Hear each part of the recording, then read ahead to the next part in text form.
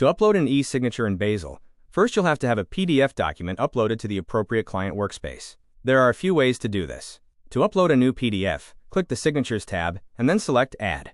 In the pop-up window, you'll be presented with the option to add a new PDF file to use for e-signature. Ensure a client and workspace are selected.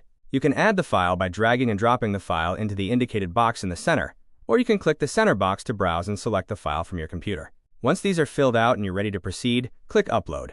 For now, I'm going to cancel this so we can see two other ways of starting an e-signature for an existing PDF in Basil. You can use the Select Files tab instead, and select the file from the correct client and workspace in Basil.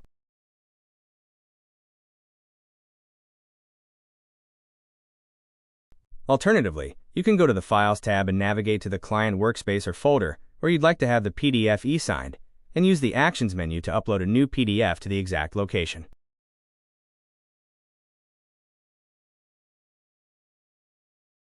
Once the document is added, you can click the three-dot menu for the PDF document and click e-signature. Once a PDF is selected to be used for e-signature, you will have the option to prepare the document, create a template, or apply an existing signature template. The Prepare Document button is used when you need to prepare a unique PDF document for specific client users. An e-signature template can be created for a document that is commonly signed by many different client users or team members. You can create a template and apply it to a document when necessary to save time preparing the document for a specific client user or team member. We will cover e-signature templates in another video. For this example, select the Prepare Document button. Enter the email addresses of users who need to sign the document.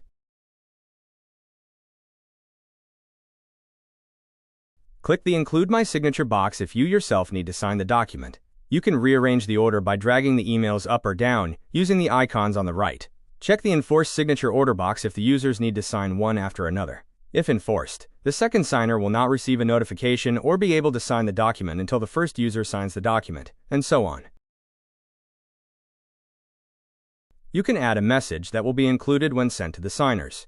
Once all signer email addresses have been added, click the Prepare Document button. The document will be displayed, and there will be a panel with multiple signature components on the right side of the screen.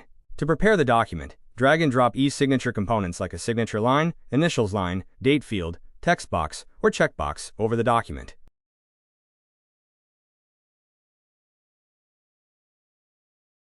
If you have more than one signer, assign each component to a signer by right-clicking on the component.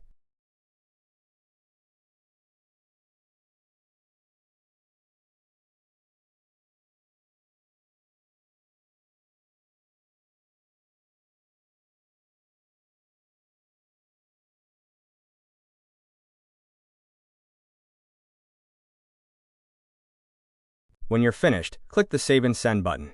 If you'd like a reminder to be periodically sent to signers when they haven't signed, you can use Cora to automatically do that.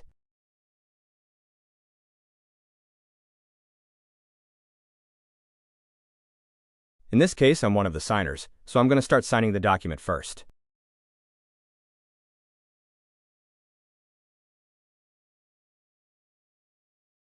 I'll fill in any fields that Basil prompts and add my signature using the tool.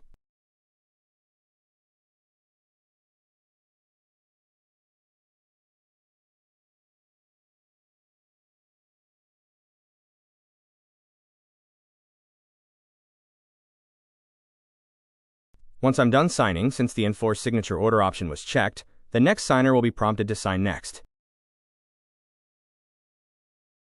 The recipients will receive an email to start signing the document. Now let's try signing from the recipient's perspective. We'll open the link from the email that was received. Since the signer is opening the document from the email link, they will be emailed a verification code to open the document. Keep in mind, this verification code can be disabled for all signatures in the account owner's general settings. Let's sign here and finish.